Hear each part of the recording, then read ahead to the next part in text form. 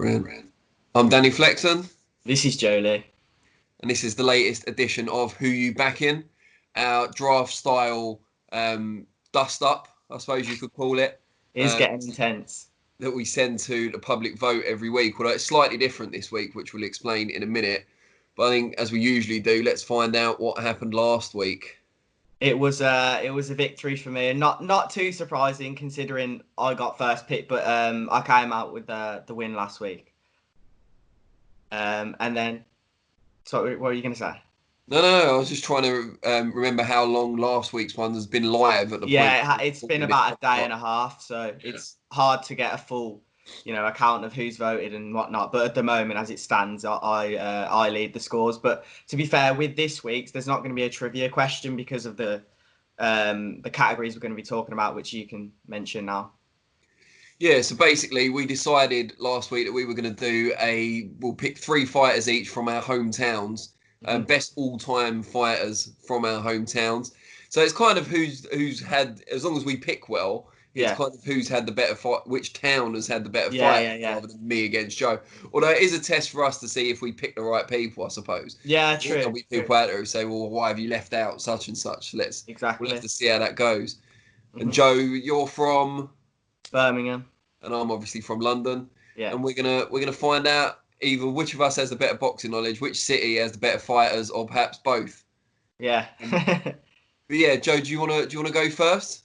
Yeah, I guess might as well. It doesn't matter who goes first this week, so I'll start off, and I'm going to start off with the first Black British heavyweight champion from England, obviously from Birmingham. Someone who had 8 fights in Birmingham overall, literally 5 of them about a 2-minute walk from my house. So he's like completely like the localist you could get. Bunny Johnson, someone who back in the day, not trying to make this a race thing at all, but it was a lot harder for him to succeed. It would have been a lot harder for him to make a career out of it. And the fact that he ended up being the first Black British champion, is, it's fantastic. Looking who's been Black British champion since then, the likes of Lennox Lewis, Anthony Joshua, it's something that he deserves a lot more recognition for. And I think that has to be a big reason why I put him at number 3. And also he had, in terms of how he boxed, he had a 45% knockout ratio, so it was very reliable. But he was also a very small heavyweight when he was at that weight, because, he relied a lot on movement and speed as well. But then as you get older, the speed sort of slows down. And unlike most boxers, he actually moved down later in his career to light heavyweight and then won a British belt then, and relied more on his knockouts the later stage of his career. But I just think, in terms of the reason I've picked him, just that first Black British champion at heavyweight is something that needs to be remembered, and it's great that he came from Birmingham. Fair enough. Can't believe you played the race card so early on, but we're going to allow it. So for my first one, I'm going to go way back in time, and I'm not going to act like an authority on this person. The majority I know about him is from what I've read and working on Boxing News and looking through the archives as well. But it is Ted Kid Lewis from Aldgate, which is not too far at all from where I grew up, and funnily enough, right near the current Boxing News offices as well, which is in Leamington in Aldgate, and he was born in Humberston Street, which is really close. Just an excellent fighter for his time. Turned pro really young, went over to America to play his trade, because that's where the majority of the best fighters were at the time, when he was still quite a young guy, and he was known in Britain, kind of a history of Jewish fighters, and he had that stand-up European style, quite defensive, great jab. But then once he went over to America, he realised quite early on the need to adapt, and just became more of an aggressive, marauding combination puncher, and just had great success. He had a historic 20-fight rivalry with Jack Britton, took the world welterweight title from him twice, and lost it back to him twice as well. I think in their 20-fight series, there was a lot of no decisions back then as well, newspaper decisions, but the only knockout of the series went to Britton when he won the title back the second time. But even having said that, Kid Lewis, not only an excellent fighter, excellent representative of the Jewish community, but also the first British fighter, I believe, to win a world title in America, which even now is quite a big thing for fighters to achieve. So it just gives you an idea of how ahead of his time he was. But yeah, like I said, I haven't seen loads of him. I don't think there's loads out there to watch. Certainly a captivating guy when you read about him, and just an excellent fighter for his time, and someone who was not afraid to go and get what he wanted, and going over to the US to do so, as a lot of fighters had to back then. Yeah, definitely. And I think it's quite a different, we're talking about different pools of fighters coming from Birmingham, because there's less that have come out of the town, but it also, they're held in high stature, which I think is in true Birmingham fashion. Next up, I think you mean city. If you say town, they might disown you. So city, yeah, town city. Next up, I'm sure a lot of you are expecting this next pick, Matthew Macklin, someone who started off in an amateur background, good amateur background, won the ABAs, the national championships as an amateur, of course, and then he first sort of exploded onto the scene against Jamie Moore in that cracking fight back in 2006, I believe. And then after that, even though he wasn't victorious on the night, his stocks raised. He went on an 11-fight win streak, and that led him to that night in Cologne, which a lot of people remember, when he literally, like, daylight robbery, like, blindly was robbed. And unfortunately for him, he never managed to grab a world title, but that didn't stop him. He with the true Brummie grit, he carried on fighting the top guys. He beat a former world champion, and then unfortunately he had to fight GGG, who he lost to the better man on that night. But to sum his career up as a whole, to still win a British and European title from Birmingham, very few people have done that, and he deserves to be held in high stature in this city. Yeah, great kind of modern British fighter. Unlucky to have never won a world title. Obviously came close on more than one occasion, and they're doing an amazing job, it has to be said, for Sky Sports as an analyst as well, which a lot of people are fans of him, and I certainly am. Yeah. My number two, some people, especially people who from the modern era, would probably say should be number one, is Lennox Lewis. So 2 picks in, and they're both Lewis. The third one isn't going to be another Lewis. Such a British name, yeah. Yeah. But yeah, Lennox Lewis obviously started off representing Canada, but was born in West Ham, which isn't a million miles away from where I was brought up either. Represented Canada in 2 Olympic Games and won the second one, beating Riddick Bowe in the final in Seoul, of course, in 1988. Won't hold that against him. Obviously, I don't mean winning the title, but winning it for a different country. But not too long after that, repatriated over here and was promoted at the time by Frank Maloney. Everyone remembers the Union Jack suit and him posing next to Lennox throughout his career. But just a dominant heavyweight of his era. Never got that fight with Riddick Bowe in the pros. Bowe never really seemed to fancy it. Famously dumped the WBC title in a dustbin. I'm not going to call it a trash can, but yeah, dumped it in the dustbin rather than face Lewis, who just beaten Donovan Ruddock, Razor Ruddock, in explosive fashion. Obviously beat Evander Holyfield the second time after looking unlucky to only get a draw the first time round in their unification fight. So beat the top heavyweights of his generation, beat Mike Tyson, who was past his prime, but then you look at what people are saying about Tyson coming back now at 53, and he certainly wasn't as far past his prime as when he lost to Danny Williams and Kevin McBride. Beat some of the young guys that were hyped up coming through as well, like Michael Grant, I remember that well. And even in his final fight, managed to achieve a cut stoppage over the rock hard Vitaly Klitschko, which was a really good way to go out, because although he had a lot of trouble in that fight, he didn't take another one when he might have come unstuck. He knew that it was the right time to go. He's resisted the temptation to come back. Just an excellent fighter, and beat the only 2 people that ever beat him, avenged both defeats with Hasim Ruckman and Oliver McCall. Just did pretty much everything you need to do, and by the end of his career was very much a British hero. Yeah, no, decent pick, but for me it's sort of different approach. Someone who's still actually active and busy at the moment. Someone who, well, I think we know who it is now, Cal Yafai.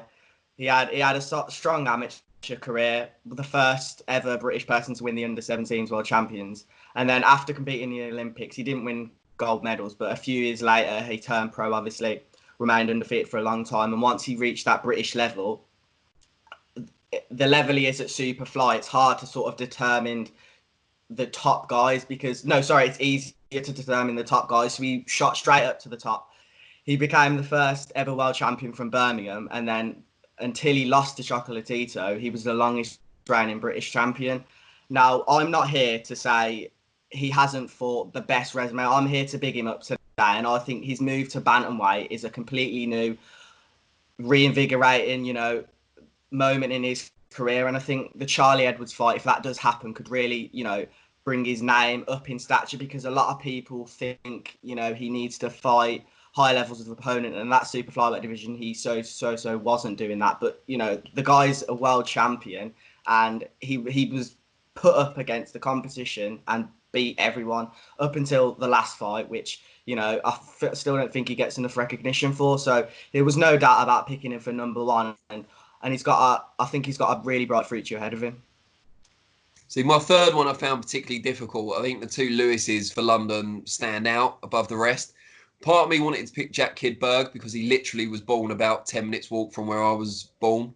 I was born in Whitechapel Hospital. He was the Whitechapel Whirlwind, the Whitechapel Windmill, and was born just around the corner. But I don't know enough about him. I haven't seen him fight enough. He's had a great life outside the ring, which kind of influences a bit as well. And so I didn't want to go for him. Thought about Nigel Benn, who was involved in the first fight I ever saw live. You've got a massive pool of fighters, yeah? Yeah. Oh, we should have given you Wales. No, I'm happy. We've got to stick with Birmingham.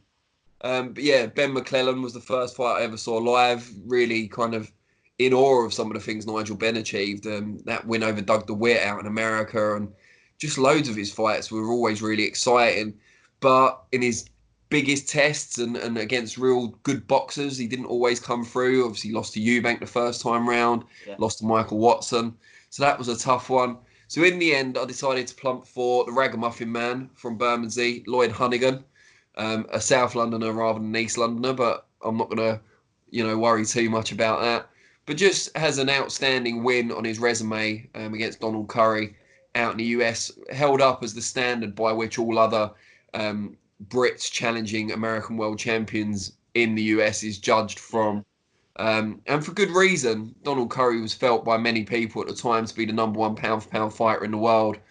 Honeyghan, great fighter, won really well at British and European level, but wasn't given much of a chance, not because he was underrated necessarily, although I'm sure that was part of it, but more so because of the respect that was given to Curry, and everyone thought he was going to be a huge superstar, like even more so than he already was. And Honeyghan just took the fight to him from the start, kind of reminiscent in a way in a more modern setting of Ricky Hatton and Kostya Tszyu, and that he just took it to him, didn't give him room to breathe. There was skill involved as well, but just really tore him apart. And it was a result that no one really saw coming. And a couple of defences later, obviously, he fell to Marlon Starling, who'd previously lost to Curry. And I think a lot of people were shocked by that at the time. I know I was when I was reading about it. And yeah, he wasn't quite right on the night, and he never ascended to that peak again. But that brief period when he was literally on top of the world and had a shout to be pound for pound number one, or at least pound for pound top three, you can't say that about many British or London fighters of the past.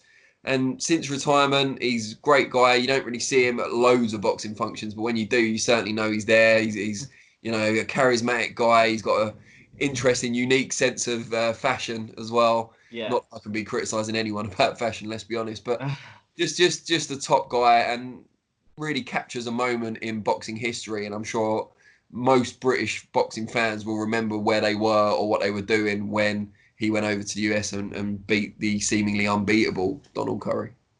Yeah, no, I agree with that. But it's interesting to look at the backgrounds that people from our areas grew up in, because if you pull three of my picks and put them in London and let them grow up in London, you wonder the opportunities they get. And so there's a lot of respect in a way has to go to the fighters from Birmingham, just because of the lesser opportunities. Not to put that wasn't just like to pull it back to me, but it's different how you find yourself in different circumstances, and it's harder to get into gyms in Birmingham. Don't get me wrong, London's there's harder. It's hard to find yourself there as well, but it's interesting to see. It would be interesting to see where they would end up if they did grow up in London.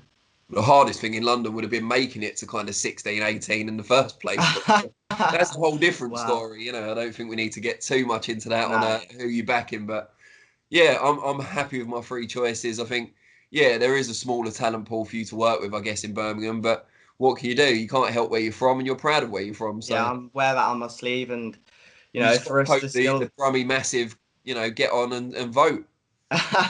If you are from Birmingham, then you know about One Eyed Baz, which was he's an MMA fighter, but he's an absolute legend, and yeah, he was someone who I was thinking about picking. So let us know if you know about One Eyed Baz actually. But no, I think in terms of Birmingham, we've to still have a world champion's fantastic, and I still think he's got like some really good days ahead of him. And the likes of quickly Sam Eggington, he's not actually from Birmingham. His postcode is like D, so he's from like Starbridge, like Dudley, so he's not actually in Birmingham. So I was thinking about him, but. And arguably the most talented fighter that's ever come from Birmingham isn't even under consideration. But that's because he never achieved as much as he should have as a professional, Frankie Gavin. Yeah, exactly. No, I had him there, but just with achievements, I thought the top three that I obviously picked were the best. And No, 100%.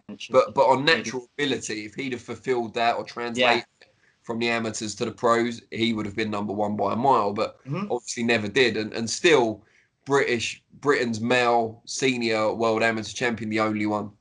Yeah. No, he was. It's unfortunate how his career panned out, and he turned pro late, but he didn't make the cut. Yeah, sorry, Frank. We'll be back next week with the new who you back in, but in the meantime, get on a vote and let us know in your comments below who we missed out, who we should have been thinking of, what you think of our top threes. Always a pleasure, and yeah, we'll see you next week. Till next time.